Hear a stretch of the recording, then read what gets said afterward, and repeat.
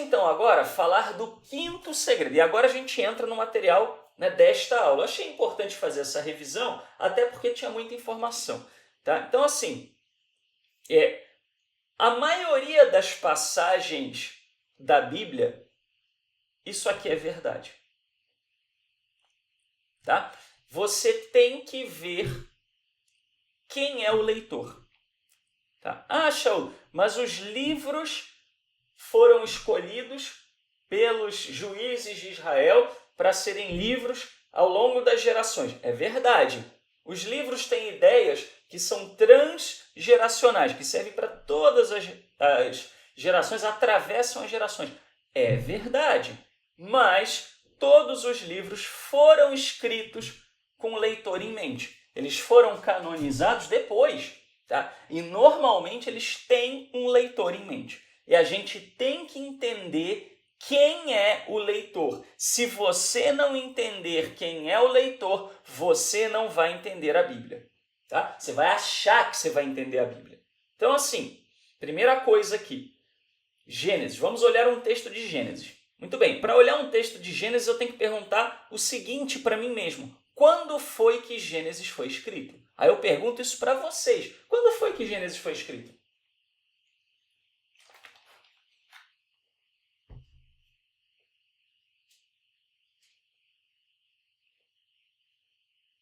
No deserto, ok? Por Moisés, ok? Perfeito. Então, Gênesis foi escrito no deserto por Moisés. Para quem? E o que eles estavam fazendo no deserto? Para quem e por que eles estavam no deserto? Para os israelitas, ok. Estavam saindo do Egito. Quando eles estavam no deserto, eles estavam felizes com a saída do Egito? Sim ou não? Não. Muito bem. Então, agora você entendeu quem é o leitor. Vamos olhar agora Gênesis 12, 10. E havia fome naquela terra, e desceu Abrão ao Egito para peregrinar ali, porquanto a fome era grande na terra. Tá? O que a gente aprendeu que significa uma repetição? Olha aqui, ó, 2 vezes. O que a gente aprendeu que significa uma repetição?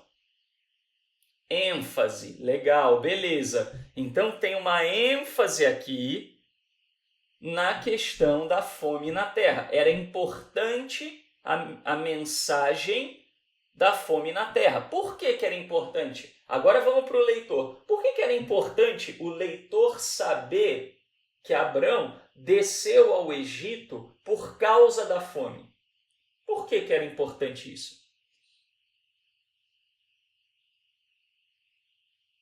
O que vocês acham?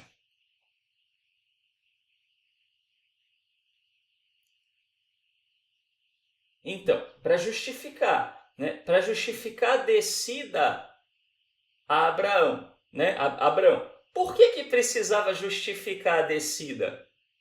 Né? Por que precisava justificar a descida? Annelise, isso é muito posterior, tá? As letras pequenas e grandes no texto da Torá, elas têm a ver com a cantilação, elas têm a ver com a paraxá, elas têm a ver com uma série de coisas dessa natureza, tá? Para manter uma métrica, isso precisaria dar uma outra aula, tá? Para a gente falar disso.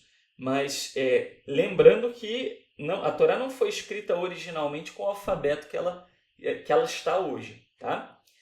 Mas depois eu vou dar uma aula sobre isso, né? Falar sobre estrutura literária, tá? Mas vejam vocês, o povo estava doidinho para voltar para o Egito. Estava doidinho. Aí, obviamente, que eles ouviam histórias sobre Abraão. Claro, né? Abraão era o patriarca, o grande patriarca, né? Veio Abraão, Isaac, né?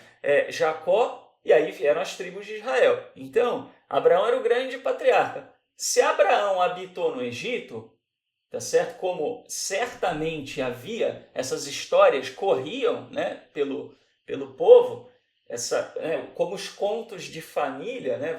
Hoje em dia talvez você repita histórias, né, de família que você ouviu até sobre seus bisavós, né, ou sobre seus tataravós. Então, eles sabiam que Abraão tinha ido para o Egito e podiam querer usar isso para justificar o povo voltar para o Egito.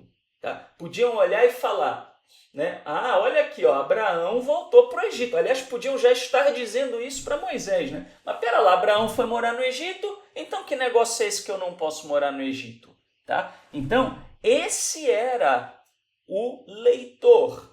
Por isso, Moisés enfatizou que Abrão não foi para o Egito a passeio. Abrão não foi para o Egito porque ele queria vida boa, vida mansa ou morar próximo ao rio Nilo, ao delta do Nilo. Ele não foi levado para o Egito como escravo. Ele foi ao Egito voluntariamente por causa da fome. E olha que interessante.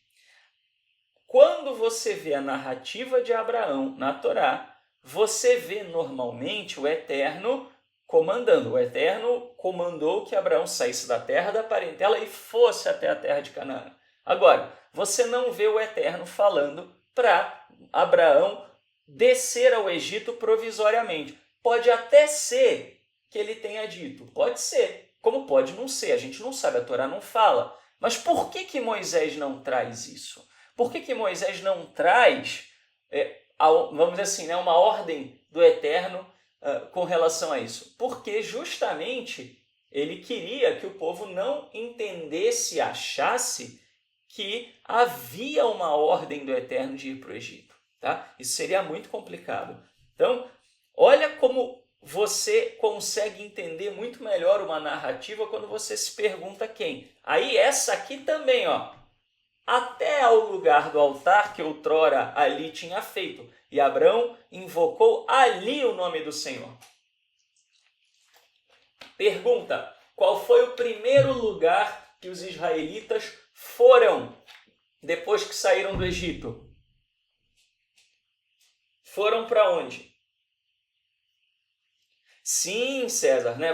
Vai por ti tem a ver. Na verdade, não, tem a ver, mas não é idêntico isso. Eu falei uma vez, né, sobre isso, e vai ficar mais claro daqui a pouco, mas eu falei uma vez sobre isso. Se você olhar cuidadosamente a Torá, você percebe que Abraão quis ir, a família de Abraão desejou sair de lá primeiro, e aí o Eterno veio, né, e fez essa aliança com Abraão. Isso fica claro se você ler o capítulo 11, antes de ler o 12. Né? Foram para o Sinai, né? Voltando ao que a gente estava falando. Os israelitas foram para o Sinai. Por que eles foram para o Sinai? Aí vem, inclusive, eu escrevi um artigo sobre isso. Como é que o Sinai é chamado na Torá antes do povo entrar na terra? Como é que o Sinai é chamado?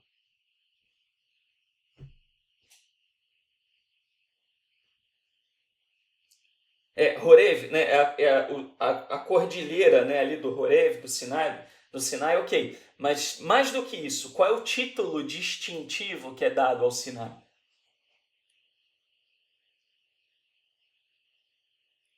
Montanha ou monte de Elohim. Tá? Ele é chamado no início do livro de Êxodo de montanha ou monte de Elohim. Pertencia ao território de quem? Né? Ali aquela região. Estava na mão de quem? Midian. Ok, perfeito. Midian, qual era a relação geopolítica entre Midian e o Egito? Tem que saber essas coisas, porque o leitor da época sabia. Como é que Midian era visto pelo Egito? Qual era a relação entre eles? Eles eram independentes do Egito. Isso era raríssimo. O Egito, se você olhar o mapa, é mega fértil ali, a região do delta do Nilo. É chamado de delta porque ele parece um delta, um triângulo, né? Assim, então, ele justamente, né, era uma nação independente. Eles haviam guerreado com o Egito, antes até de Israel, e eles haviam se tornado uma região independente. Por isso que Moisés foi para lá. Tá? Moisés sabia para onde ele estava indo, né? O famoso, o inimigo do meu inimigo é meu amigo, né? Tá? Se Moisés tivesse ido para Canaã direto, ele tinha sido morto, porque certamente tinha recompensa para a cabeça dele, tá? Então ele não vai para Canaã. Canaã, se você pega, né, os achados arqueológicos, eu até usei né, tem cartas dos cananeus para o Egito, porque eles eram vassalos do Egito. Inclusive, quando começa a conquista da terra, que alguns querem negar, tem carta que não é da Bíblia, que é dos reis cananeus dizendo que os hebreus estavam conquistando tudo. Então a arqueologia ratifica a Bíblia, né? O grande problema em Israel é que boa parte dos lugares que são arqueológicos estão na mão dos árabes, né? Isso para quem vai a Jerusalém, né? Você vê isso nitidamente. Jerusalém Oriental, que é a Jerusalém Antiga, está toda na mão dos árabes. Os árabes jogam fora o que eles acham, né? Então, assim, pessoal, quando você vê isso, tá? Essa região de Midian, Moisés tinha a família dele em Midian, tá certo? O povo de Israel sai do Egito e vai para Midian. Midian era inimigo do Egito. O povo de Israel vai para o território de um inimigo do Egito. O inimigo do meu inimigo é meu amigo. Obviamente, aí o povo de Israel vê o Eterno se manifestar no Sinai. Tava ótimo ali para o povo, né? Beleza, chuchu, beleza. Eu vou ficar mais aqui quieto no meu canto. Por que eu vou ficar mais aqui quieto no meu canto? Porque eu já estou no território onde o Eterno se manifesta, onde eu tenho parentes, né? Vamos dizer assim. Eles eram aparentados, né? Eles eram filhos de Avraham Avinu também, né? De Abraão, nosso pai, né? Nosso patriarca. Então, eles podiam pensar, eu vou mais ficar aqui. Para que eu vou lá por me enfiar no meio dos cananeus, que eram servos do Egito? Fala aí para mim, né? Quer dizer, seria como você falar, né? Você falar o seguinte, não, eu vou, vamos dizer assim, né? Eu vou sair da Rússia, eu vou para a Ucrânia, né? Assim, para, né? Então, assim, você fala, não, eu vou sair né, vamos dizer assim, eu vou sair da Argentina, né, e vou para as ilhas, né, Malvinas, né, eu vou sair da Inglaterra, né, e vou para as ilhas Malvinas. Assim, não faz o menor sentido. Vou sair da Califórnia, eu vou para o Havaí. Para que eles iam? Para que eles iam? Eu não vou entrar nessa polêmica, tá, Marcos? Me perdoe. Mas até pelo tempo, tá?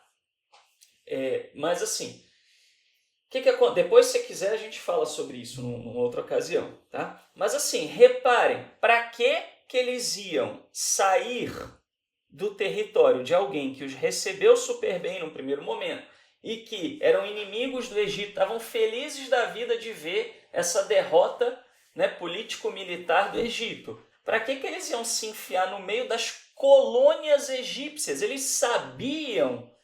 Sabe o que ia acontecer se eles chegassem lá de boa, sem guerrear? Os cananeus iriam destruí-los ou iriam devolvê-los para o Egito e ainda iam ficar esperando recompensa. Então olha como a Bíblia se abre para você quando você entende o contexto para quem está sendo escrito. Agora veja dentro desse contexto, até ao lugar do altar que outrora ali tinha feito, e Abrão invocou ali o nome do Senhor. Olha a ênfase aqui, né? Tá? Então, assim, ali Abraão invocou o nome do Senhor. Tá? Ali. Ou seja, isso aqui é para mostrar o seguinte: Israel, o teu lugar não é aqui. O teu lugar não é aos pés da cordilheira do Horeb. O teu lugar não é no Sinai. O teu lugar não é entre os midianitas. Você deve ir para o lugar de Abraão. Esse é o sentido, tá? Ali invocou o nome do Senhor. Aí muita gente pergunta, o que isso significa? Não, significa que Abraão sabia o tetragrama. Pode até ser que ele soubesse, mas não é esse o sentido da passagem. A passagem é, se ele ali invocou o nome do Senhor, há uma conexão entre o lugar e o eterno. Percebe? Há essa conexão, ok? Então, para entender o texto, tem que entender o leitor, tá? Olha só, a gente procurou contextualizar o quê? Para quem foi escrito, tá certo? Por que foi escrito? em que circunstância foi escrito, tá? Outro exemplo aqui da razão de você precisar entender o leitor, tá? Segundo exemplo aqui, né, desse quinto segredo, tá? Josué e Moisés. Olha como é quando você coloca lado a lado. Um dos recursos que a gente usa na cultura semita também é a comparação de histórias. A comparação de histórias ela é feita de maneira proposital para estabelecer uma correlação entre as duas coisas, tá? Então, assim, a história de Josué e a história de Moisés são histórias semelhantes, tá? São histórias semelhantes. Quais são as semelhanças? Tanto Moisés quanto Josué mandam espias. Só que Moisés, quando mandou espias, não foi bem sucedido. Tá? Os espias voltaram e desencorajaram o povo a entrar na terra. Tá? Já os espias, no episódio de Raabe, tá? Em Josué 2, foram muito bem sucedidos. Tá? Então, ponto para Josué nessa questão. Segundo, Moisés e Josué e a circuncisão. Moisés foi negligente com a circuncisão do próprio filho.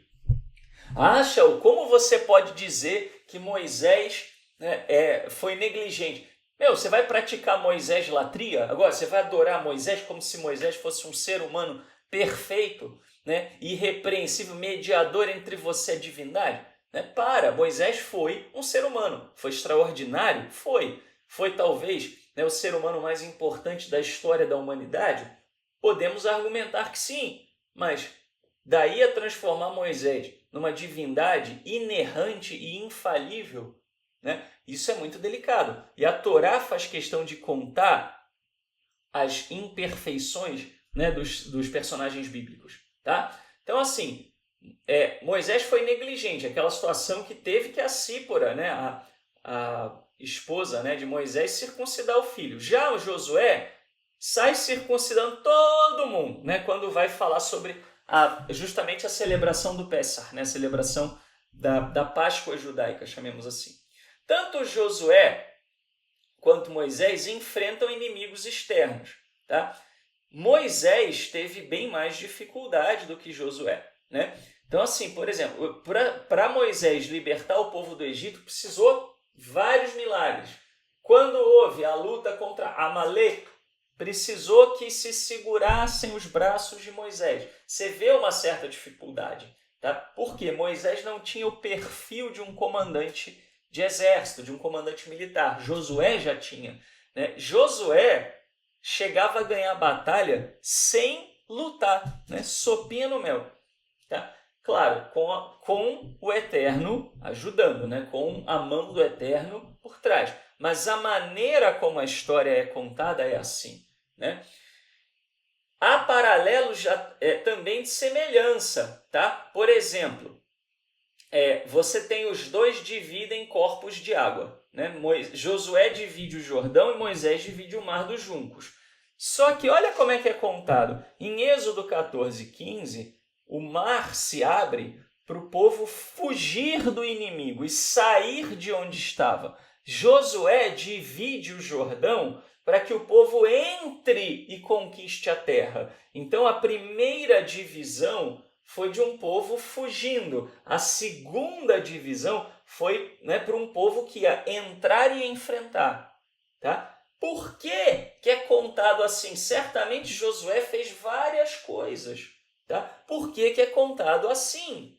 Porque ou Josué ou o seu sucessor, né, pode ser que fosse um outro juiz, tá, estava preocupado em defender a legitimidade de Josué como sucessor de Moisés. Certamente, quando Moisés se foi,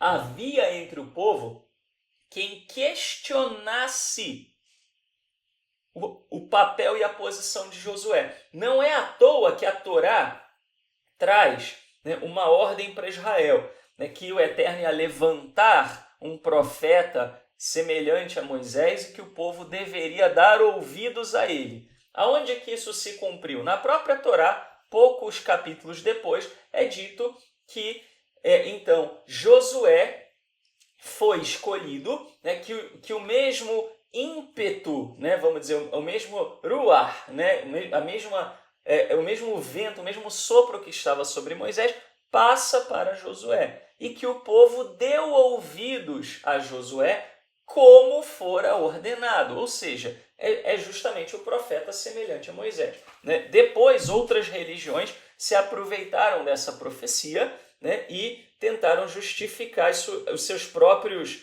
profetas e personagens. Né? Então você tem isso no Islã, por exemplo, gente tentando justificar que Maomé seria esse profeta. Mas na realidade, né, você tem um cumprimento logo depois. Basta olhar o contexto. Né? A diferença entre líderes e o povo... Então, na verdade, é assim, Manuel, né?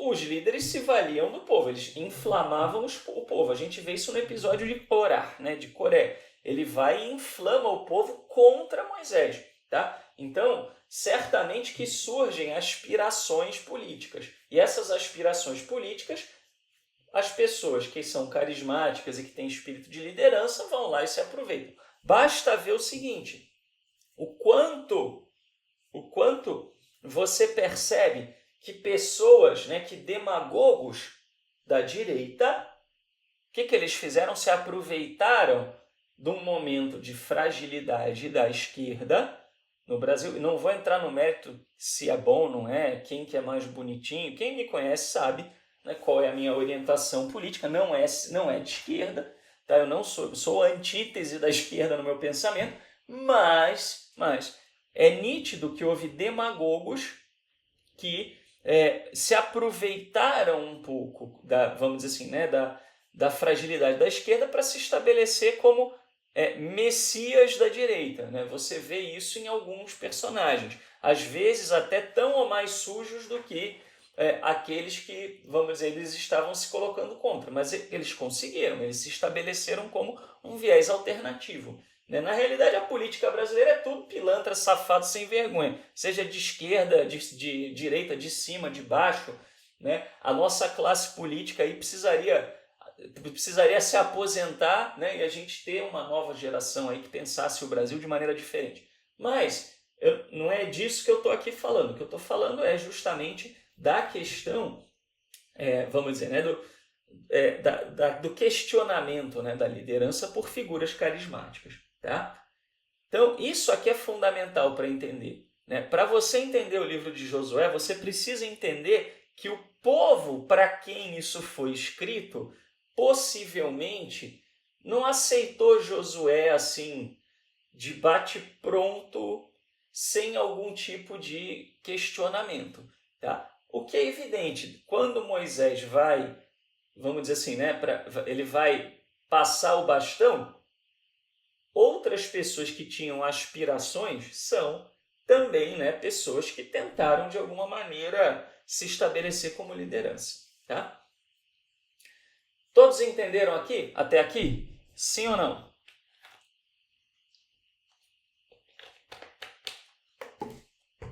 Agora, eu vou ser polêmico aqui. Tá? Eu vou ser polêmico aqui.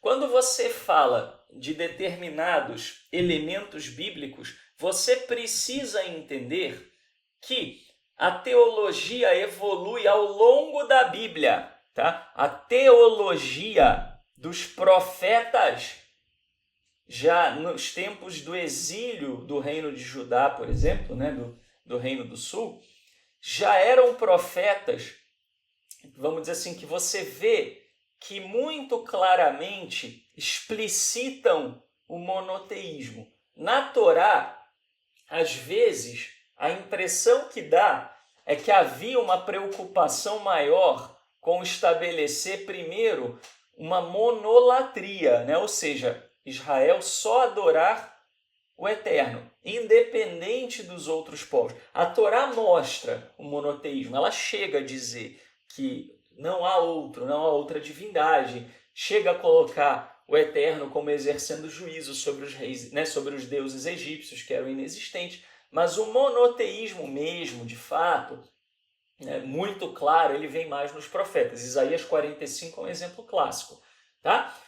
Então, assim, vamos olhar para uma figura, vamos olhar para Melquisedeque. Tá? Melquisedeque é uma figura que certamente ela evoluiu, né, ao longo aí do tempo. Tá? Se você pegar, inclusive, o livro de Gênesis, de 1 a 17, você vai ver que há uma nota, né, assim, a menção a Melquisedeque, ela fica fora do contexto um pouquinho, tá? Você começa lendo, né, nos dias de Anrafel, rei de Sinar, Arioque, rei de Elazar, Kedar-Laomer, rei de Elão, Tidal, rei de Goim, né, fizeram guerra com Berá, rei de Sodoma, Birsá, rei de Gomorra, Assinabe, rei de Ademá, Semeber, rei de Zeboim, e ao rei de Belá, né, que seria Zoar ou Zohar. Bom, todos se ajuntaram no Vale de Sidim, que é o Mar Salgado. Aqui não menciona, repara, o que aqui não menciona?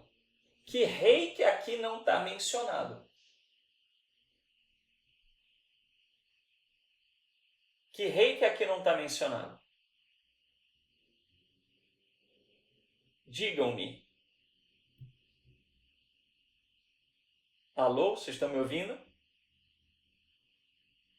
Qual é o rei que não é mencionado no começo do capítulo 14? Simples, Melquisedeque, né? Cadê Melquisedeque? Cadê a cidade de Shalem, dos Jebuseus? Cadê? Onde que ela está? Não aparece aqui, percebe? Perceberam? Muito bem. Aí você continua a leitura. Aí, né, Abraão vai lá, vai passar o rodo em todos os reis, né, que guerrearam, etc, etc. Tá? Aí você vê o seguinte, ó, né, ele foi lá, salvou Ló, né, que era o grande objetivo dele. Aí no 17, e o rei de Sodoma saiu-lhe ao encontro, depois que voltou de ferir Kedar-Laomer, e aos reis que estavam com ele até o vale de Savé. Agora vejam vocês o seguinte, eu vou até colocar isso aqui. Eu vou botar aqui num slide para a gente poder enxergar isso melhor. Que é o seguinte.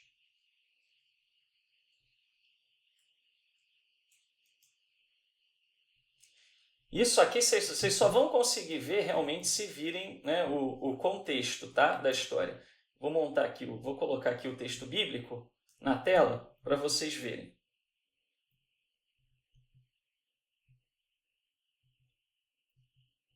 Ó, vamos lá.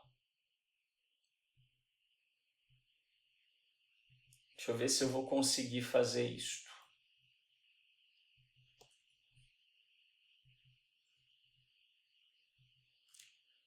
O problema é que ficou meio grandalhão, né? Mas, eu acho que eu consigo mudar aqui. Vamos ver, texto. Ficou pequeno demais. Vamos lá. Cabeçalho 3. Vamos ver se fica melhor. Cabeçalho 2. Pronto, aqui. Então, ó. Repare o seguinte.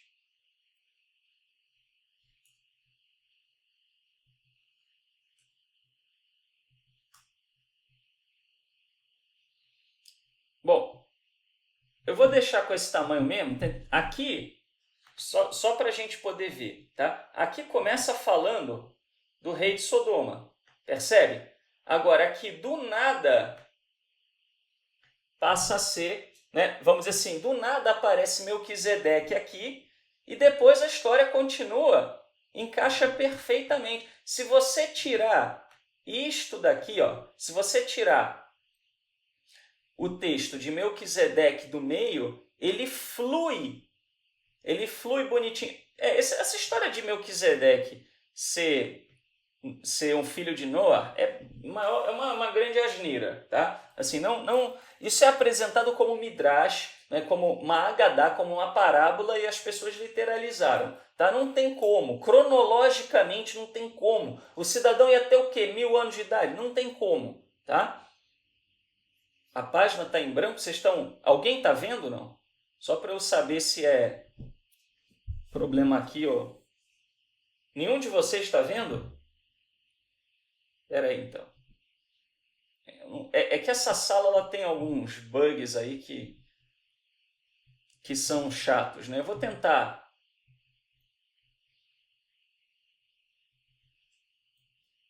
Ó, vamos ver se eu consigo aqui. Espera aí, vou fazer o seguinte. Vou fazer diferente. Vamos lá. Eu vou botar no... Vou botar num documento de texto aqui, e aí eu vou subir o documento para vocês verem isso com mais clareza. Acho que dá até para botar maior, vamos ver. Ó.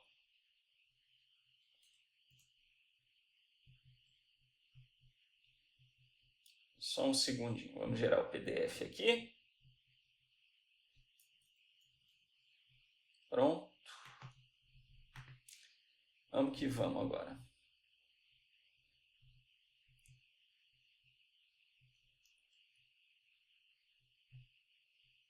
PDF, pronto, tá aqui.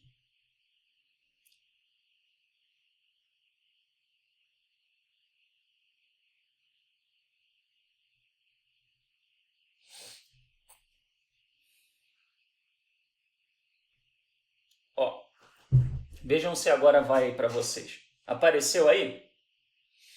Sim ou não? Tá. Reparem o seguinte, né? Para cima não falava de Melquisedeque, para baixo não fala de Melquisedeque. Melquisedeque está no meio aqui, ó. Repararam?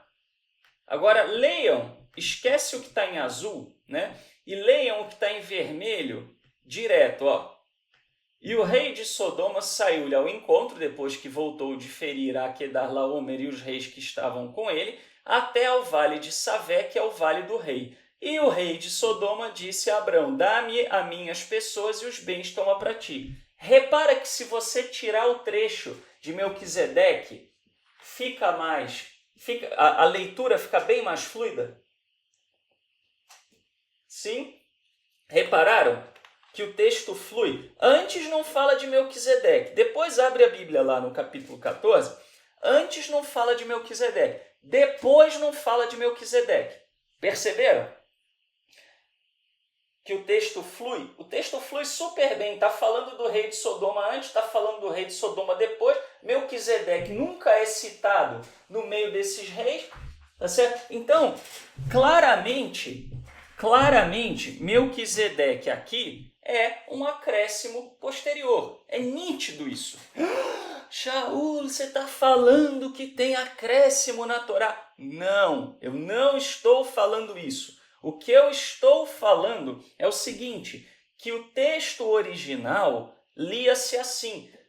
Pode ter sido o próprio Moisés que em dado momento, né, o Josué que foi escriba de Moisés, que em dado momento acrescentou esta passagem para esclarecer alguma questão que surgiu no meio do povo. Percebem? Tá? Qual é o problema disso? Qual é o problema de Moisés ter colocado algo posteriormente à narrativa para trazer algum esclarecimento? Qual seria o problema? Fala para mim. Explica. Tá? Lembrando, ele não está botando mandamento, ele está contextualizando, não tem mandamento nenhum aqui. Né? O que é, vamos dizer assim, né? O que o Eterno mandou.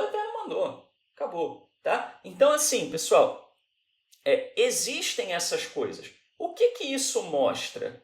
Que em algum momento essa figura chamada Melquisedeque começou a ficar importante. Tá? Muito bem. Então, o texto, ele flui. Se for o 14, 1 a 17 e o 21 adiante, tá? Ele flui. Tá? Então, provavelmente, o apêndice que traz Melquisedeque é uma nota ou é uma tradição posterior. Tá? Melquisedeque, se você pegar e for ler Josué 10, de 1 a 3, tá? Você vai ver o seguinte, em Josué. E sucedeu que, ouvindo Adonisedeque, rei de Jerusalém, que Josué tomara Ai e tinha destruído totalmente e fizera, né, a Ai ao seu rei, como tinha feito a Jericó seu rei, e os moradores de Gibeon fizeram paz com os israelitas e estavam no meio deles. Pelo que Adonisedeque, rei de Jerusalém, enviou a Roão, rei de Hebrom, e a Pirão, rei de Jarmute, e a Jafiá, rei de Laquis, e a Debir, rei de Eglon, dizendo, subi a mim, ajuntai-me, firamos a Gibeon, porquanto fez paz com Josué e com os filhos de Israel. Tá? Então, olha isso aqui. Aí a gente vai começar a entender bem a Bíblia. Tá? Então, vamos lá. Vou até botar aqui de novo esse texto. Eu não vou botar ele todo, tá? Porque você tem, né, vamos dizer assim, aqui,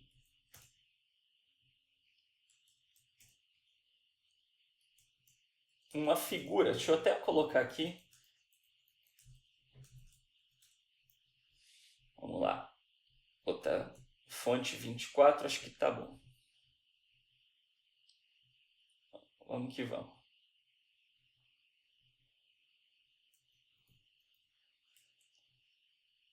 Como não está aparecendo, eu vou gerar para vocês, né, o PDF, que aí fica mais fácil. Então vejam o seguinte.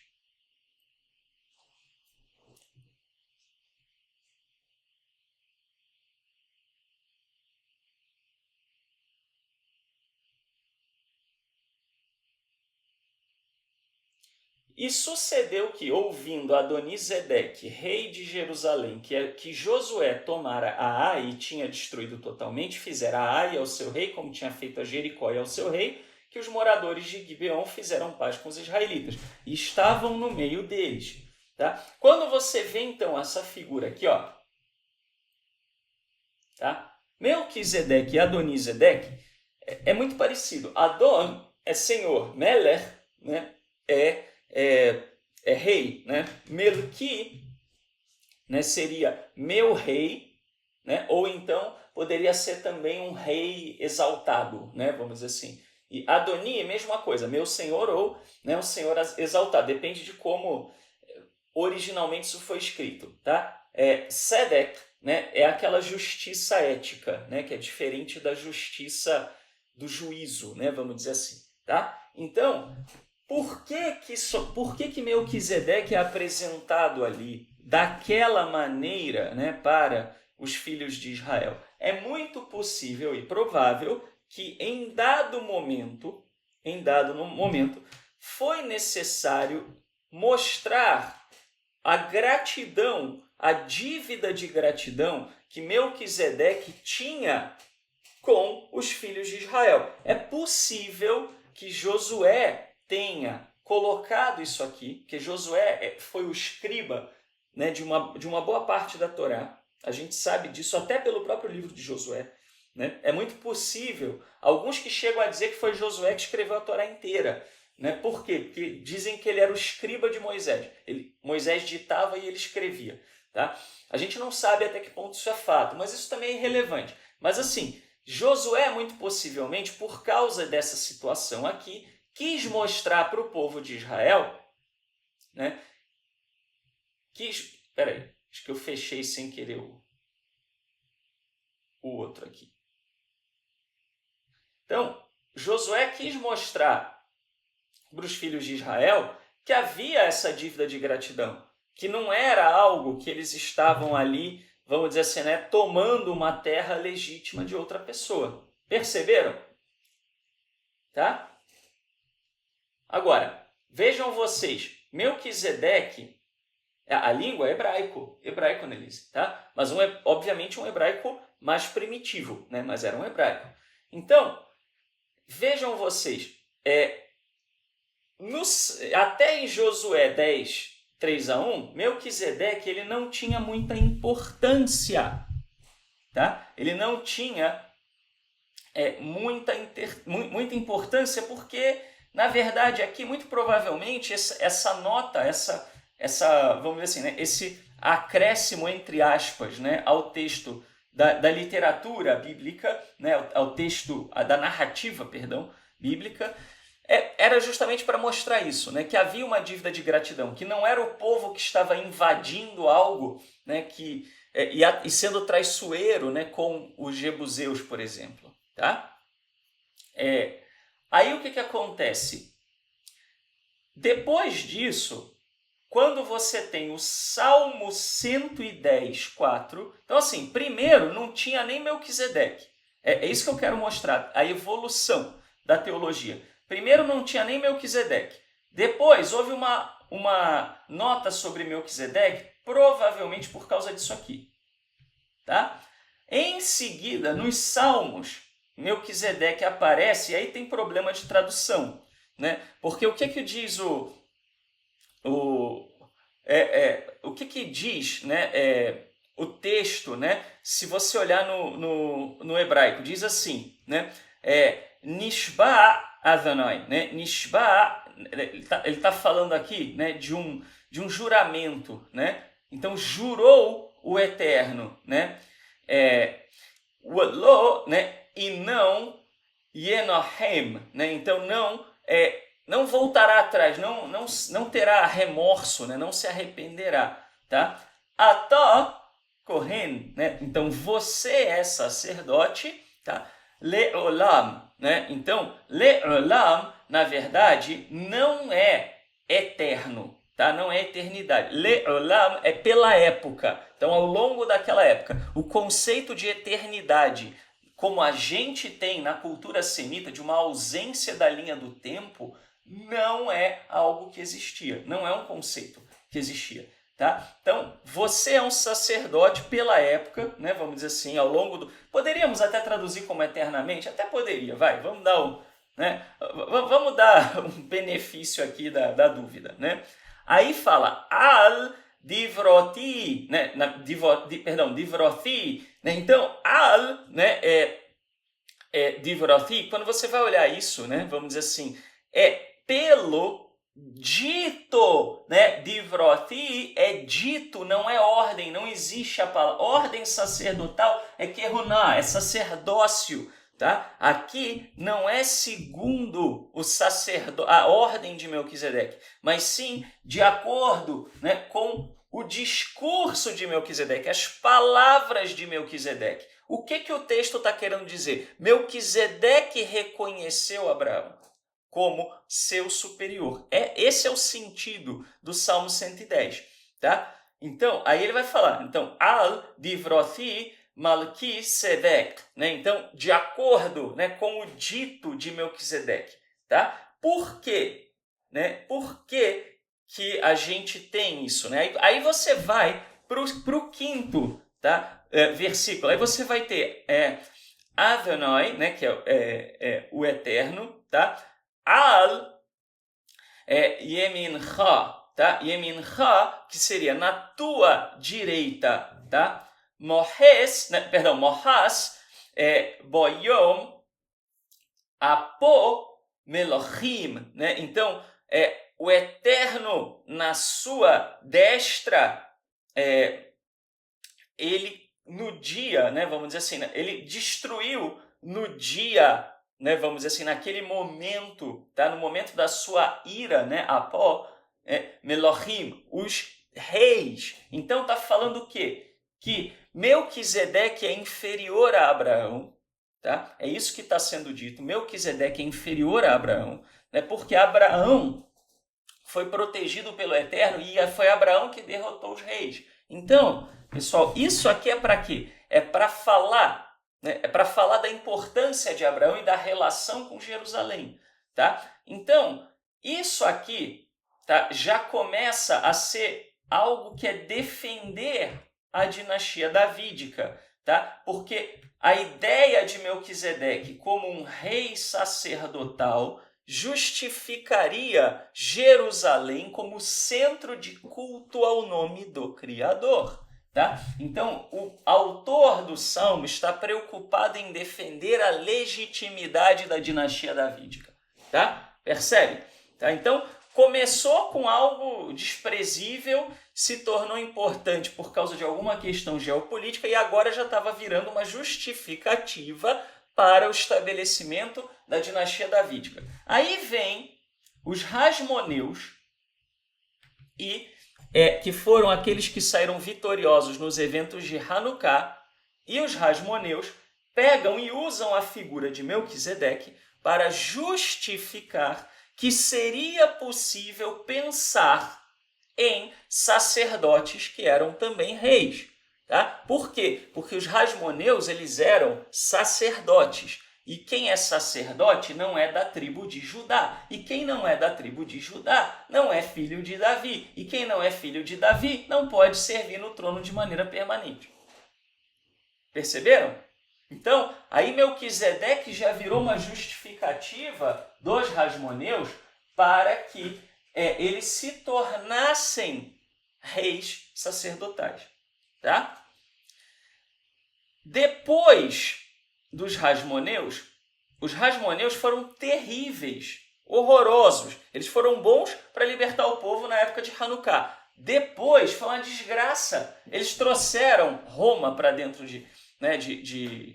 para dentro de Jerusalém, para dentro do povo, do meio do povo de Israel. Tá?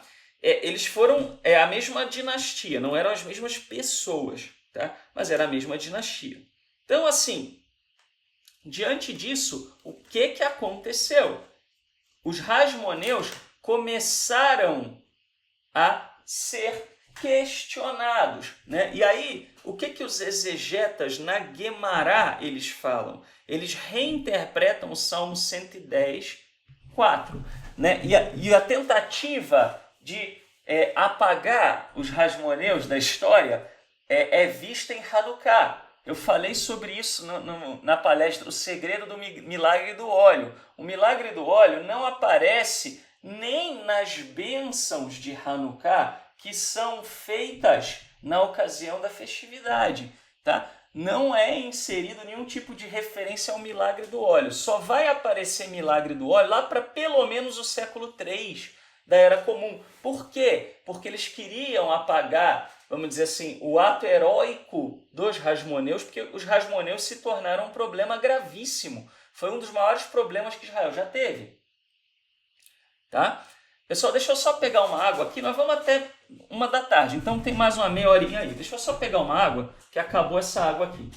Aguentem aí, por favor.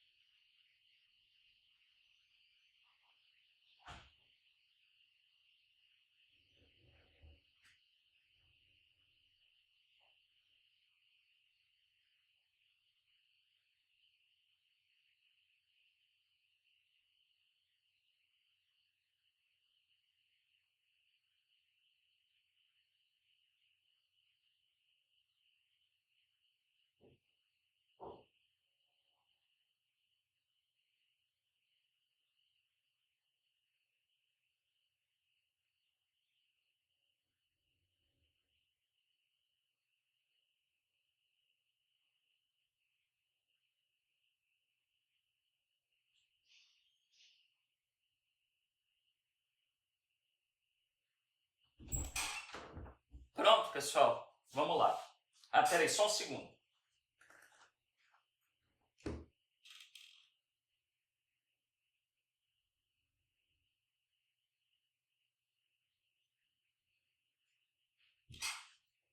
Pronto. Eu tenho que olhar para ver se eu não fechei um gato para fora, né? Bom, então assim, pessoal.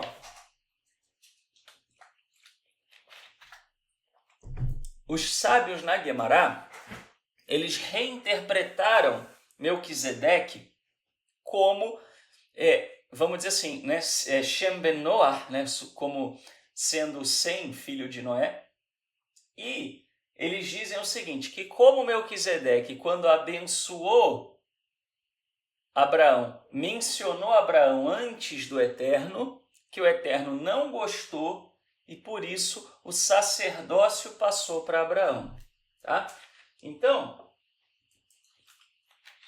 a gente sabe que isso não é um fato, isso não é uma boa exegese. Foi feito com uma motivação de apagar, vamos dizer assim, né, a alegação dos Hasmoneus de que eles teriam direito ao trono, tá?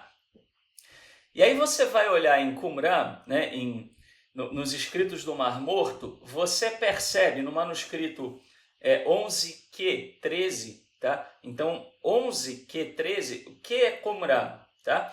11 é o número da caverna, que são várias cavernas ali, né, na região do Mar Morto. É muito impressionante.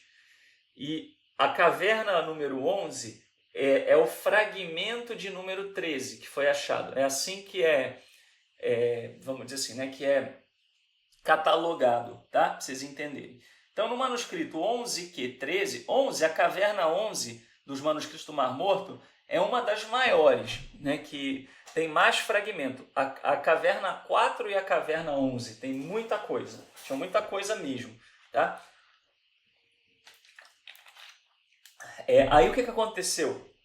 Né? Então, eles pegaram Melquisedeque e transformaram num anjo vingador que vem para exercer juízo contra o sacerdócio corrompido de Jerusalém. Provavelmente eles associavam, né, a figura de Melquisedeque com a figura de Michael. Né?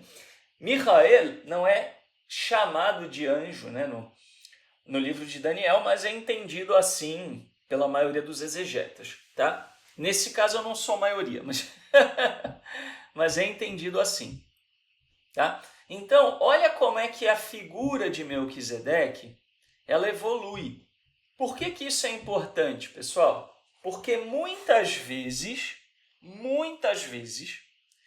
quando você vai e pega um texto na Torá e tenta juntar com um texto dos profetas, por exemplo, você pode estar tentando achar uma correlação entre duas coisas, só que a interpretação mudou. Como assim, Shaul? Me explica melhor isso. Se eu pego o texto de Melquisedeque, tá, na Torá e depois eu pego nos Salmos, eu preciso entender que a teologia pode ter mudado, que o conceito evoluiu. Entende? Então, se você tem alguma referência nos profetas, você tem que pensar a título da época dos profetas. Tá? Para você fazer uma correlação entre os profetas e a Torá, você precisa prestar atenção se o conceito não mudou, se o conceito não evoluiu. Tá? Muito bem. Então, esse é o sexto segredo. Sétimo segredo, tá? Não ocidentalizar a Bíblia. Esse aqui é um dos maiores, tá? O grande problema é que as pessoas insistem em ocidentalizar a Bíblia. Eu fico com vontade de afogar no vaso sanitário a cabeça das pessoas que vêm, né? E assim, eu falo, não é isso que os semitas disseram. Aí a pessoa fica insistindo para tentar ler, né? Enquanto a pessoa não lê na Bíblia o que ela quer ler, por causa da cultura dela, ela não se dá por satisfeita. Tá? Vou dar um exemplo para vocês. A pessoa chega para mim e fala assim, Shaul, vem cá, os dias na criação, eles são literais? Aí você fala assim, não, eles não são literais, porque a cultura semita não estava preocupada com literalidade, isso. Aí vem a pessoa e fala, mas podem então ser anos? Aí você vai falar, eles não transmitiram essa mensagem. Não dá para dizer se eram anos ou não eram anos, um texto que não está preocupado com isso. Aí a pessoa fala, não, mas pode ser que cada dia é 1000 anos. O que você acha disso? Aí eu falo, pela terceira vez, a Torá não se ocupa de falar isso. Qualquer coisa que você leia aqui é especulação. Aí a pessoa vira e fala, não, mas não pode ser uma época do universo, né? Aí eu fico com vontade de afogar a cabeça do ser na privada. Né? Por quê? Porque é ser muito teimoso. A Torá não fala. O que a Torá não fala, não tente ler na Torá. O que a Torá não diz. Não tente ler na Torá aquilo que não está na Torá. Aí a pessoa vem assim, não, mas me fala de Enoque. Aí eu vou falar, ok, Enoque, a única coisa que nós temos é Enoque andava, né, em caminho de retidão e o Eterno o levou. Ponto, é o que a Torá fala. Não, mas qual era a importância de Enoque? Né? Aí você fala, não deve ser muito grande, porque se a Torá não se preocupou em falar, né, não deve ser uma coisa que era muito relevante para o leitor. Não, mas será que não tem um segredo aí? Quer dizer, a pessoa fica insistindo, enquanto você não disser o que ela quer ouvir, enquanto você não disser que você quer, né, que aquilo que a pessoa quer, que ela já deduziu e que ela quer que você diga, a pessoa não sossega. É esse caso aqui, né? É a exegese, como a gente falou lá na página 5, tá? Muita gente, assim, pessoa quer porque quer ouvir, tá? Então eu vou dar um exemplo. Os próprios comentaristas judeus, tá? Há 1500 anos, disseram isso aqui na Guemará, né, no tratado, né, do Talmud Bavli, no tratado de Pesachim, no folho número 6, letra B. Tá? Está lá, explícito, não há ordem cronológica na Torá. Aí vem o cidadão, ignora isso e quer contar as idades. Se não há ordem cronológica na Torá, como é que você vai contar idade? Aí fala, não, mas a criação seguiu essa ordem cronológica aqui.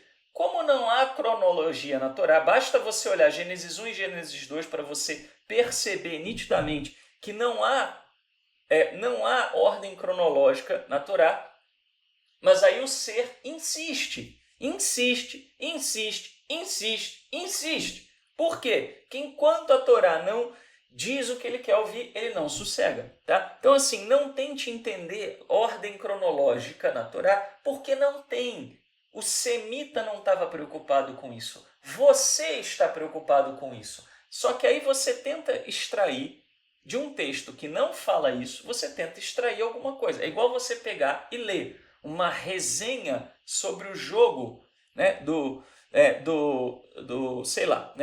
Chapecoense com o Flamengo, que o Chapecoense ganhou de 7-0 do Flamengo.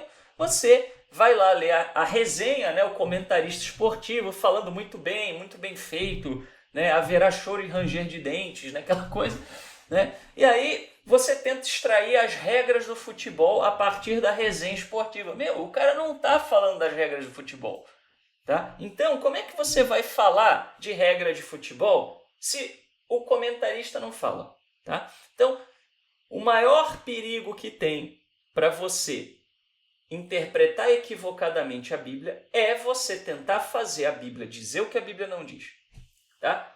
Outra coisa, a Bíblia não é um tratado científico. A Bíblia não quer ensinar ciência, a Bíblia quer ensinar causa e efeito, tá? É isso que a Bíblia quer ensinar, não ciência. Até porque ciência implica em método científico, tá? E a Bíblia não usa método científico para nada, até porque o método científico não tinha sido criado, ok?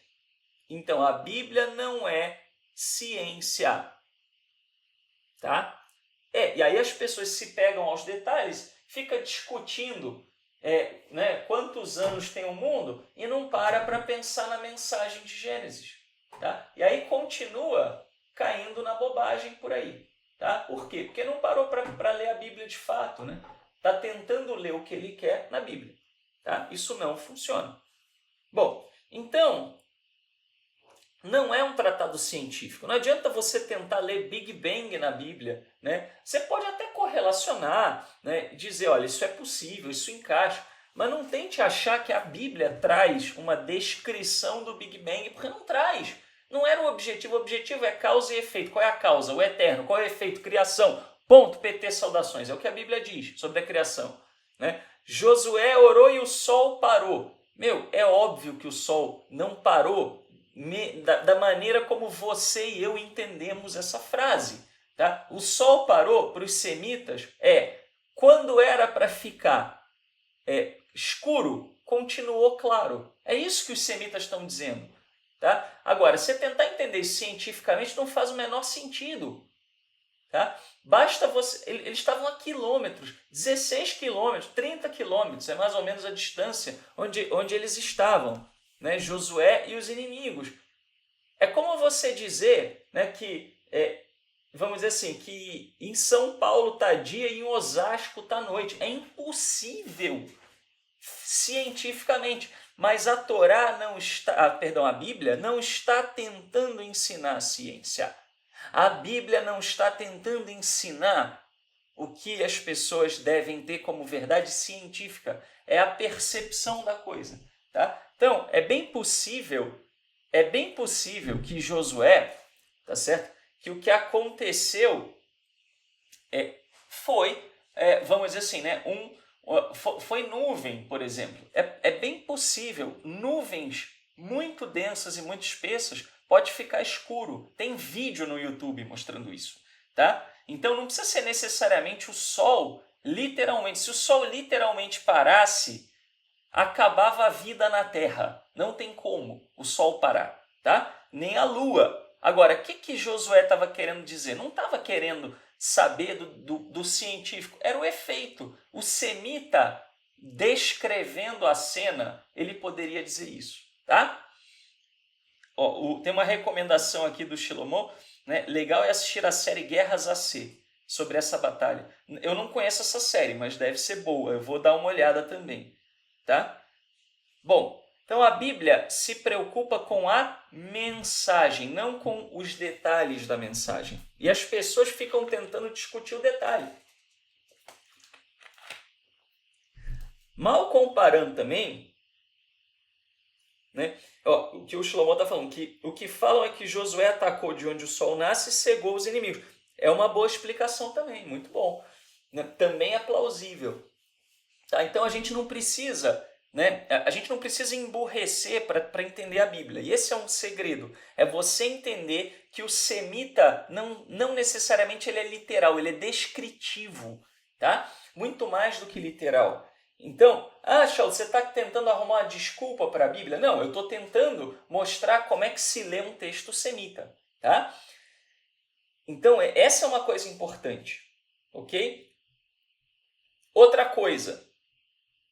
A Bíblia não se preocupa com todos os dados da vida de alguém. A Vânia está falando, ninguém explica a visão semita. Vânia, eu vou passar depois para o grupo uma lista da bibliografia que eu uso, tá? Com relação aos conhecimentos semitas. Agora, a maior parte está em inglês. Por quê? Como eu falo, português não tem nada. Inclusive o jornal que eu assino, né? O jornal acadêmico que eu assino, que é o Jornal dos Estudos, né, do Oriente Médio Antigo, pela JSTOR você consegue assinar, também não tem em português. Né? Português não tem muito. Vamos combinar isso. Né? Assim, nós estamos muito além até do alemão e do francês, por exemplo. O alemão e o francês têm muito mais coisa do que tem no português. Né? Então, você tem muita coisa. O inglês, assim, é a língua franca, né? Tanto é que assim, a minha esposa foi fazer o mestrado dela, né? E ela fez a tese dela de mestrado virou um artigo científico, porque a USP tem vários artigos, né? Ela tem uma meta, né, de artigos. Quanto mais artigo científico publica, né, mais bem vista ela é. Então, ela publicou a tese dela como artigo científico. Ela fez a tese dela em inglês. Ela não fez em português. Pra vocês terem uma ideia. Curso de geologia no Brasil e ela fez a tese em inglês. Tá? Justamente por causa disso, né? Porque o inglês é a língua acadêmica mais importante. Tá?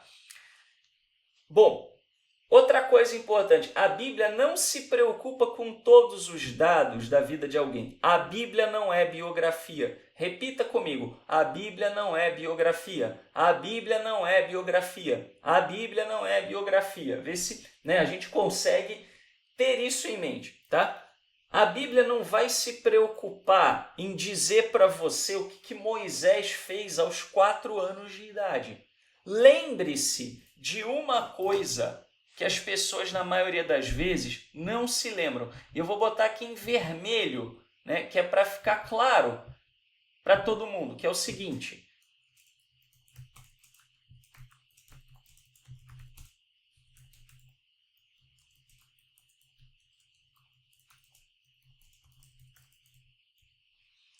Na verdade, aqui vamos falar o seguinte, e a escrita, né, era primitiva.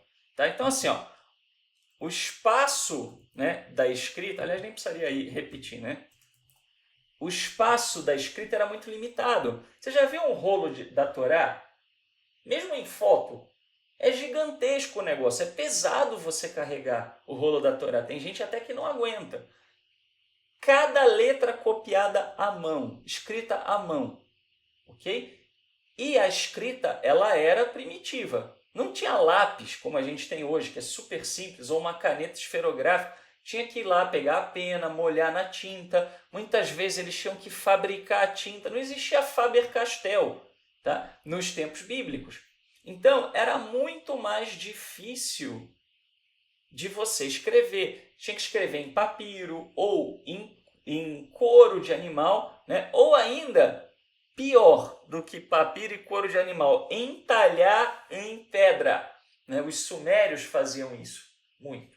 Né? Então, você não consegue escrever muito. Então, a Bíblia priorizou aquilo que era importante.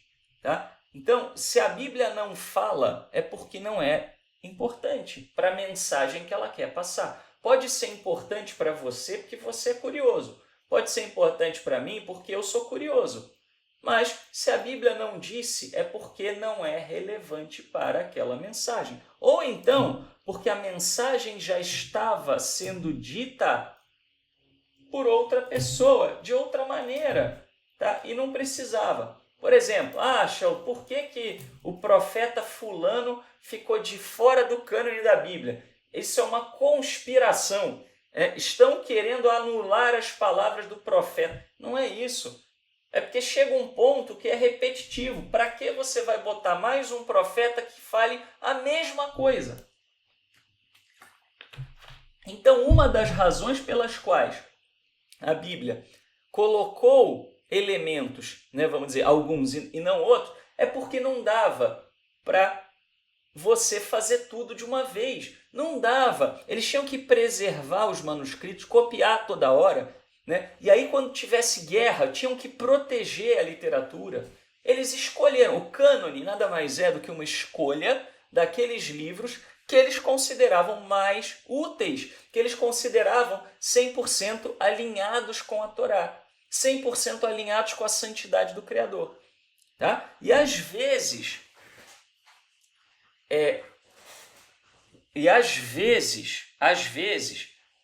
era importante, vamos dizer assim, né? Até quando havia um diferente ponto de vista. Por exemplo, os livros de crônicas, de Divrei Hayamim, e os livros de Shemuel, né, e Melachim, os livros de Samuel e Reis e os livros de crônicas, eles são parecidos, né? Samuel e Reis de um lado, crônicas do outro. Só que tem importantes diferenças de ponto de vista e os sábios decidiram manter por causa disso. Tá? Aí a Annelise fez uma pergunta interessante. Shaolin, então por que repetir a mesma frase? Não era mais fácil colocar a palavra muito? Né? Em algumas partes tem a genealogia da pessoa toda. Ótimas perguntas, Annelise. Veja, né? Mas essas perguntas mostram o quê? Que a sua forma de pensar, a minha forma de pensar, é diferente da deles. Eu também concordo com você. Se eu fosse escrever uma coisa, eu não ficaria repetindo. Eu usaria a palavra muito. Tá? Mas a palavra muito no hebraico, né, não necessariamente é transmitir isso. E não era assim que eles pensavam.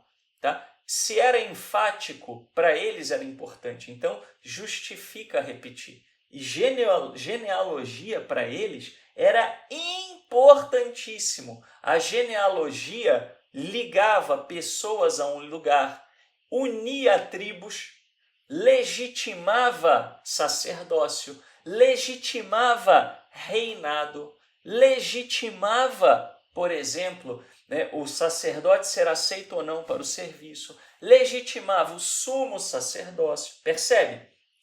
Tá? Então isso é importante. Os anos da vida entram no próximo elemento, que é, na maioria das vezes, a Bíblia não é literal com números. Tá? Mas só para concluir o primeiro, se a Bíblia não fala muito sobre a vida de Enoque, sobre o livro do profeta Ido, é porque não havia nada de relevante. E aí, Shaul, então eles suplantaram, né? Eles suprimiram, né, essa literatura. Não, tanto que tem literatura que é do tempo bíblico e que sobreviveu, porque alguém achou importante manter. Tá? Agora, esses livros foram aqueles que os sábios judeus entenderam que eram livros especiais, que eram livros diferenciados e preservaram. E se preocuparam em preservar. Não é que eles odiavam os outros, é que eles tinham que fazer uma escolha. Eles tinham, vamos dizer, uma capacidade limitada para poder fazer essa escolha. Né? Inclusive até os profetas menores não são chamados assim porque eles eram menos importantes. Eles são chamados assim porque o conteúdo era menor fisicamente. Então, os sábios, eles para poderem manter esses livros juntos, eles fizeram tudo num pergaminhozão ou num rolão, né, de couro, porque eram muito pequenos os textos, eles ficavam com medo do texto se perder porque era muito pequeno. Né? Então eles juntaram tudo, fizeram lá uma compilação e chamaram de profetas menores. Tá?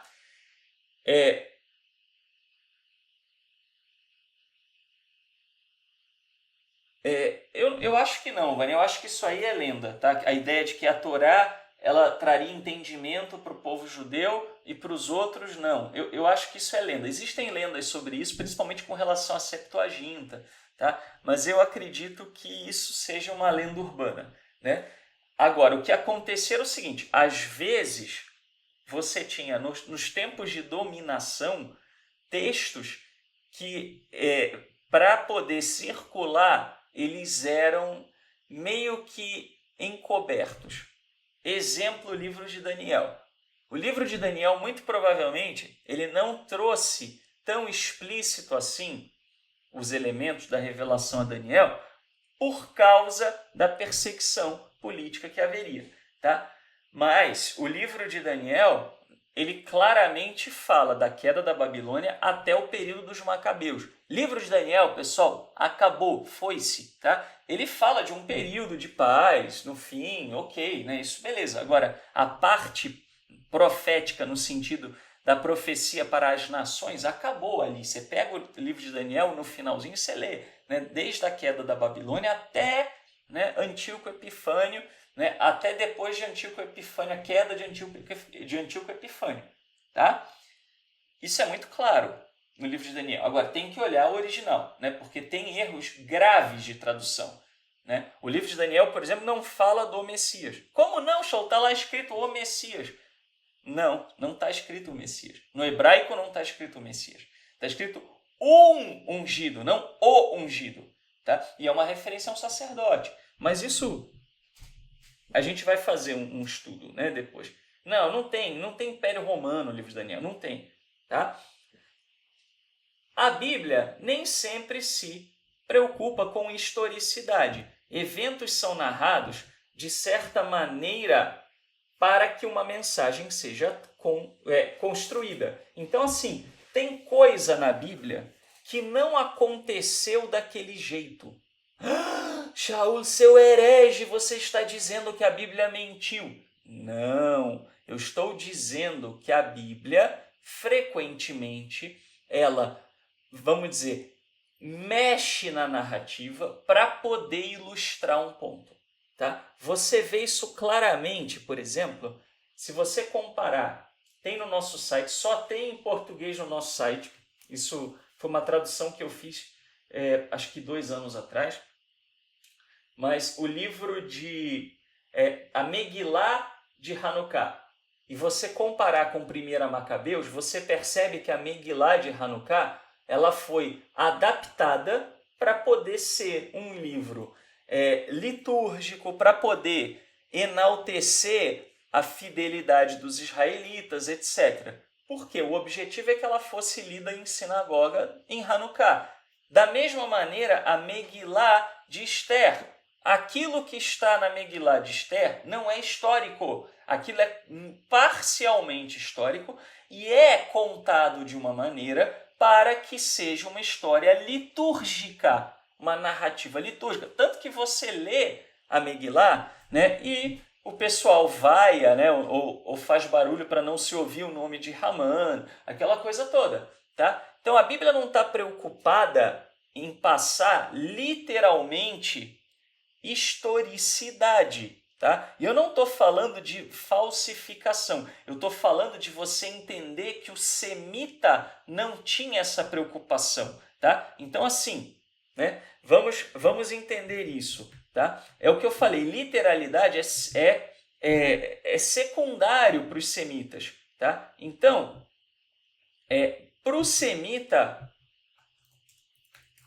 a mensagem a ser transmitida era mais importante do que o fato histórico, né, ou a, entre aspas, narrativa, né, jornalística.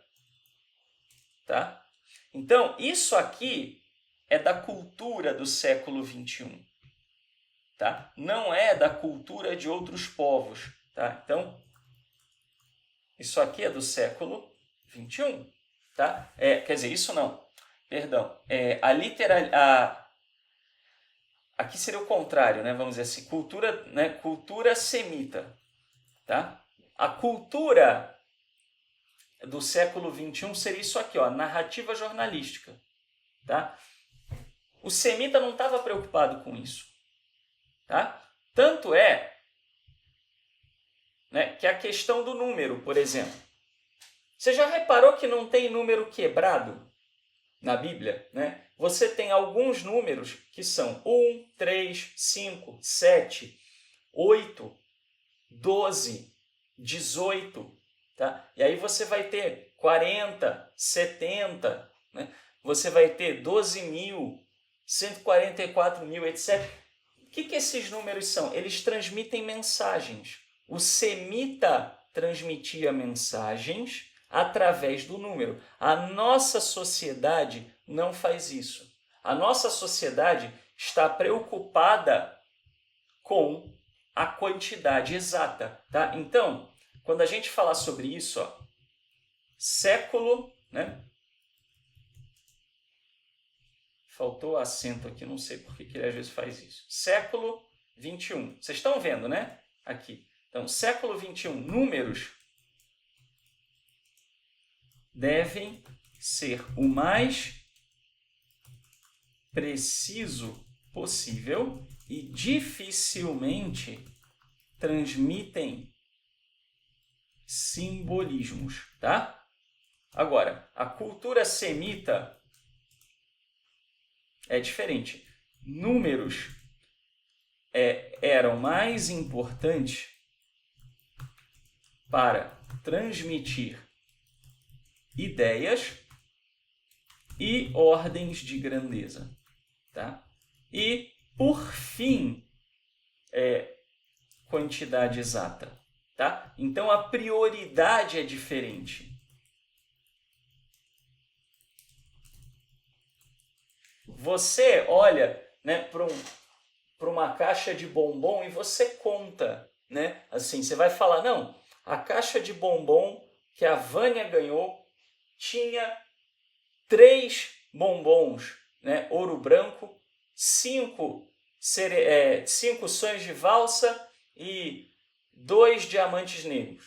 Ok? Muito bem. Então você ia contar aquilo, né? Você ia chegar, ok, então você tem 3, né? Você tem 3 de um tipo, 2 de outro, né? Você vai contando. Aí você vai falar, não, vieram 20 bombons.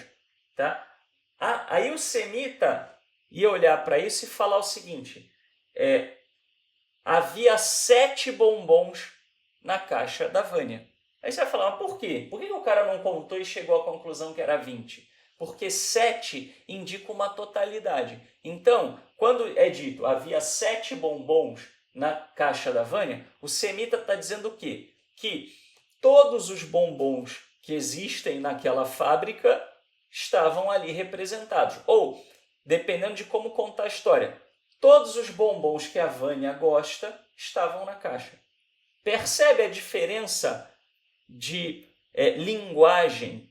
Perceberam a diferença da linguagem?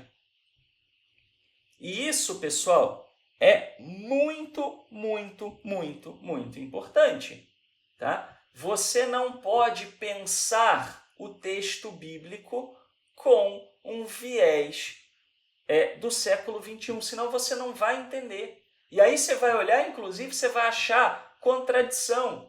Só que não é contradição, né? Você vai falar, poxa, mas num livro está escrito 30, no outro livro está escrito 300, tá? Então, você chega lá e fala assim, né? Sei lá, 300 ou 30, né? Por exemplo. Veja, tá? Quando você fala, vamos falar de 40 que é mais fácil, eu já falei dos 40. Tá? Então, é 40 ou é 400? Tá? O que é 40? Né? A gente já viu que é 2 vezes, né? Vamos dizer assim, 2 vezes 2. Então, aqui é uma, vamos dizer assim, vamos dizer assim, é uma gravidez, né?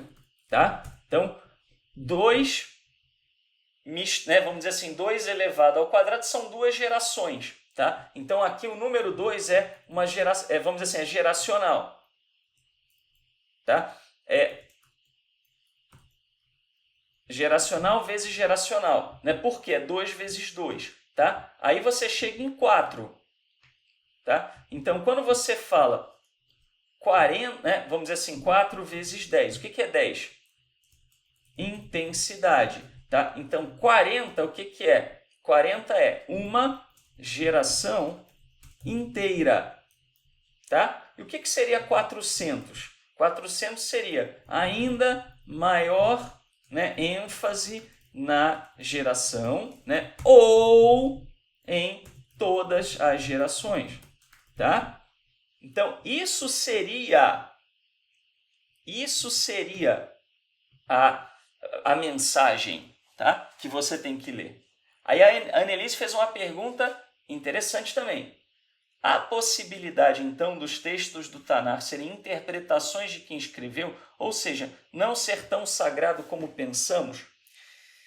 Annelise, ele é sagrado, tá? Ele é sagrado, vamos dizer assim, né? Ele é um texto sagrado e ele é verdadeiro, tá? Agora, não é do jeito que nós pensamos, porque a sua forma de pensar e a minha é século XXI. Então, para poder ter uma visão do que é algo sagrado, tem que ver o que o semita está transmitindo. E aqui eu não estou falando o semita não mentiu nem se equivocou. Isso é importante, tá? O semita não mentiu, não se equivocou, nem caiu em contradição. Tá? Isso aqui é importantíssimo entender. Tá? Percebe? Não são errinhos na Bíblia. Tá? Se você tem um texto falando 40 e outro falando 400, tá? Não é um erro.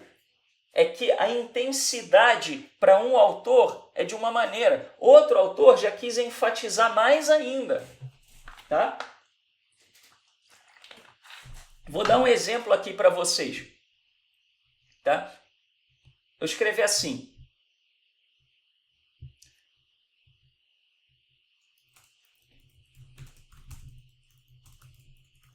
Se eu escrever assim, estão vendo aí? Estão vendo o que eu escrevi? Sim? Ok. Aí eu vou escrever assim, ó.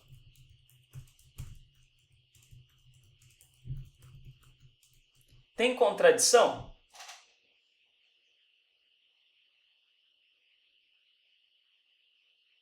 Não tem contradição. Ué, mas eu falei muito, muito. É muito, muito ou é muito? Tá? Isso aqui, o semita representaria talvez com 10, tá? E aqui representaria com 100. Percebe? Tá? Se eu fosse falar assim, vamos dizer assim, né? Eu não estou caindo em contradição, mas aqui, né, você poderia ter 1000, tá? Percebeu? Ou 100 vezes 100. Então não é que o texto está errado, não é que o texto cai em contradição porque não é sagrado. O texto não cai em contradição na sua cultura, mas o texto lido com a cultura ocidental gera contradição, entendeu? Então, o texto lido, né, vamos dizer assim, pelo prisma ocidental gera contradição, tá? Exemplo típico, né? Você vai lá no livro de Reis e está dizendo, né, ou Samuel, já não lembro mais, que o Eterno incitou Davi ao erro, né? Muito bem. Aí você vai olhar em Crônicas, está lá, Satanás incitou Davi ao erro. Primeiro problema, Satan, no hebraico, não é Satanás, é adversário, um adversário. E é usado, na maioria das vezes na Bíblia judaica, para se referir a um ser humano, para se referir a alguém que se opunha, um opositor político. Tá? Agora, quando o livro de Samuel, ou Reis, eu já não lembro mais, fala... quando o livro de Samuel ou Reis, eu já não lembro, fala do Eterno incitar Davi, está olhando que o Eterno de bastidores está influenciando a situação. Quando fala que um inimigo, né, um adversário de Davi o incitou, já está olhando na perspectiva humana. Né? Se você juntar as duas coisas, você entende. Quer dizer, o Eterno estava de bastidores, mas alguém que não gostava de Davi, queria ver o circo pegar fogo, deu a letra errada para Davi. Só que isso estava nos planos do Eterno.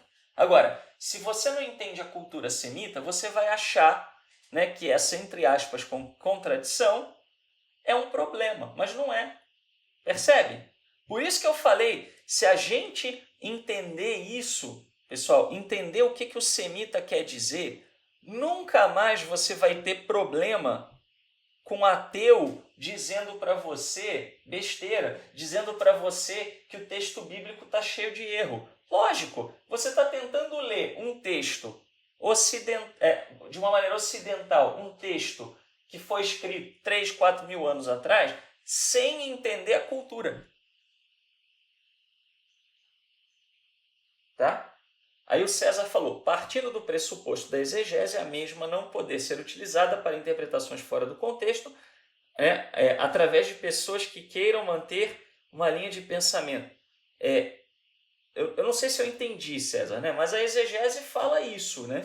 Fala que você tem que entender o contexto. Para entender o contexto, tem que entender o leitor. Tá? E também o autor, né? O autor no sentido humano, o escritor. Tá? Certo? Então vamos lá. Vamos adiante. Infelizmente, a maioria das pessoas não se contenta com isso e tenta forçar a Bíblia a dizer o que a Bíblia não diz. Olha o problema, olha aqui. Isso é pior do que os ateus enchendo a sua paciência. Isso é um prato cheio para que líderes religiosos para líderes religiosos que ficam mais do que felizes em apresentar teorias mirabolantes. Ou seja, você está com comichão querendo saber quem é Enoque. Esse comichão também estava presente, esse comichão, nos leitores que tiveram o livro de Enoque, né? Vamos dizer assim, que deram origem ao livro de Enoque. Tá? Você tem esse mesmo comichão. Aí você fica lá, não, eu não aceito que seja só isso. Quando você fala, eu não aceito que seja só isso, você está dando asa à cobra. Você está tentando, de alguma maneira, você está tentando fazer a Bíblia, né, a sua imagem e semelhança. A Bíblia não foi feita à sua imagem e semelhança. Se ela não fala, é porque não era importante. É porque não era importante, não era importante universalmente. Não era importante para aquela mensagem. Aquela mensagem que a Bíblia estava trazendo não tinha importância. Tá? Não tinha essa importância. Aí você encontra alguém que fala, não, eu vou revelar para você quem é Enoque. Eu vou desvendar a Bíblia para você. Pronto, surgiram as heresias. Tá? Contente-se com o que a Bíblia diz. Ela não irá responder todas as suas perguntas sobre as narrativas. Tem uma série que eu faço e que agora, quando eu se o Eterno quiser, né, agora eu vou mudar. Aliás, Shelomo, você está ouvindo ainda, né? Meu amigo, grande amigo, vou estar mais perto de você, viu? Pra gente tomar aquela Coca-Cola juntos. Então, assim, contente-se com o que a Bíblia diz. Não é que você não possa ler exegetas, tentar entender o que a Bíblia fala. Você pode, tá? Mas, assim, entenda que você não vai ter certeza das coisas. A série Os Sábios Respondem, depois que eu me mudar, eu vou voltar a gravar esses vídeos, que aqui eu estou com dificuldade de gravar o vídeo, né? Mas aí eu vou voltar, né, vamos dizer assim, a poder gravar o vídeo para vocês, dos Sábios Respondem, e várias vezes você vai ver que cada sábio deu a sua opinião, e que você tem passagem bíblica, que você tem 10, 12 tentativas de entender algo que a Bíblia não diz. Mas isso não é o essencial da fé. Tá? Você não pode ficar incomodado com isso. Tá? Entendeu? Então isso é muito importante. Tá? Pessoal, nós vamos ficar por aqui hoje. Tá? Na terça-feira, provavelmente na terça, eu vou ainda confirmar, mas provavelmente na terça-feira a gente vai continuar com esse tema para fechar isso, que eu creio que é de muita importância.